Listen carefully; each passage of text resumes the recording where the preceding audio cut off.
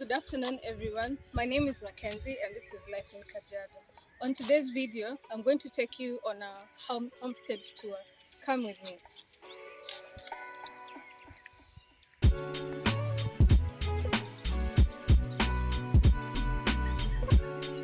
Once you step into the compound, you'll be met by this beautiful place that we labored so much to get it to where it is right now. Once we moved into this place, the weather was so harsh, and we tried so many landscaping options. People are always asking, why don't you have a green lawn and stuff like that, what they are used to. But most of them don't know that the heat here is too much to do just the usual landscaping. So we decided to go with the desert landscaping because most of the things that we have here are succulents and weather hardy plants that are used to this type of heat. So there's less maintenance, we use less water, and they grow so well over here.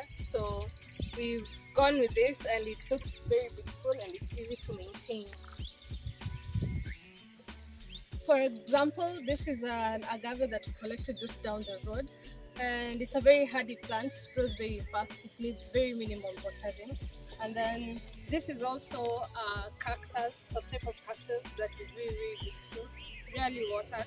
And then you can go through here and see a paddle cactus that is growing very, very well, and it's very big. And they remove fruit, so at some point when they start fruiting, we're going to have beautiful fruits from the motherland.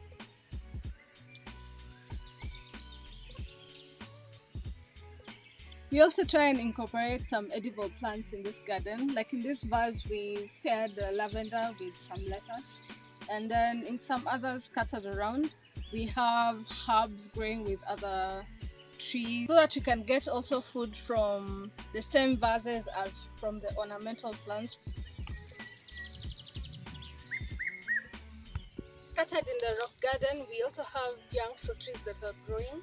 We made for them this river of beds that actually acts as vases so that they can maintain water when it's very, very dry. We've also planted some herbs around them so that we can get more out of this one bed. This is our home. It's an A-frame cabin. It's been made from iron sheets, and the inside is insulated and covered by wood. We're in the process of doing the finishing touches.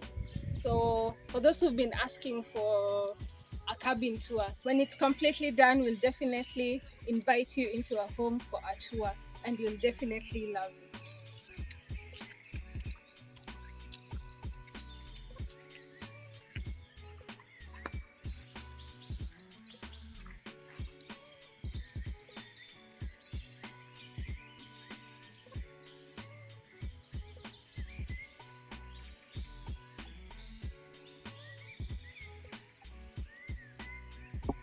We have big plans for the back of our A-frame. So the idea is to have an extension of the house to add some square footage to the A-frame. But for now, it's a home to our old solar system. This was a preferred space at the time. But for now, we recently upgraded our solar system and got two bigger panels. So we put them on top of the outside kitchen. Let me go show you. Follow me.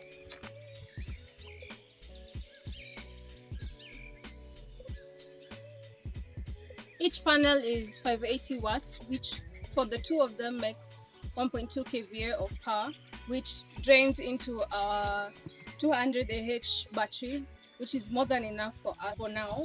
But we are planning to add more power so that you can have more flexibility of having more and more machines. In addition to this roof collecting all our power, it also collects water from the rain to a tank which is 5,000 liters, which is looped to another tank that's 3,000 liters. In the future, we're planning to add more tanks so that you can have more flexibility of our water, because the only free water that you can get from that is cheap and it's reliable is the rain. When it rains here, it's very, very heavy. So if you have enough collection systems, you're going to have enough water for the whole of the year. For now, we truck in water when it gets too dry and we don't have enough water, which is a bit expensive, but that's the only option that we have. But in the future, we hope not to do so. A most essential part of living in the countryside is having an outdoor kitchen. We do a lot of our cooking outside. We use wood for fire, and having a space to do most of my cooking outdoors is definitely a plus, as we spend most of our time out in nature.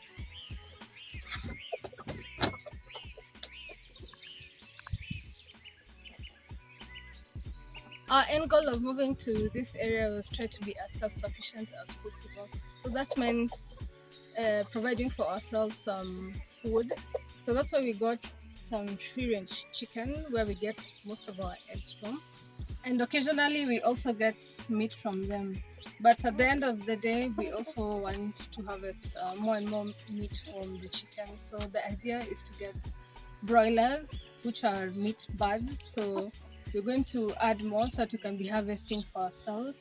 We're also planning to get goats and probably a cow in the future to add onto our meat supply and also to get milk from the homestead.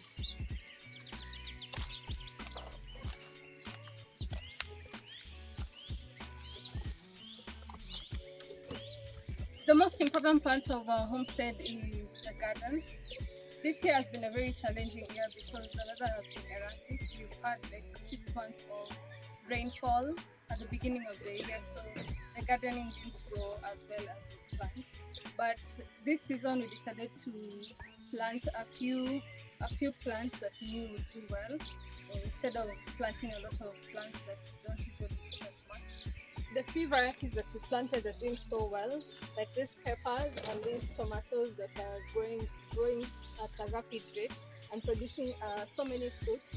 Like this is just one tomato plant that is very, very huge, and we've been eating from it for more than 2 months right now.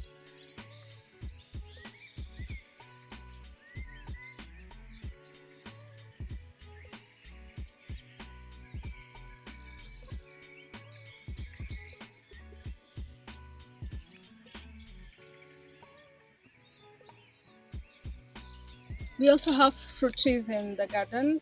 We put them here when they are really, really tiny baby trees, but right now they've become big, and I think it's time for us to move them out of here to the rock garden and incorporate them in between the native trees. There they'll survive better. We are hoping that once we move them outdoors to where they'll be getting enough sun, we'll have more production of fruit. Because as of now, like this pommy has just given us one fruit this season. Most of them are flowering right now, so we'll see how it goes after the flowering season. We're going to move them outdoors.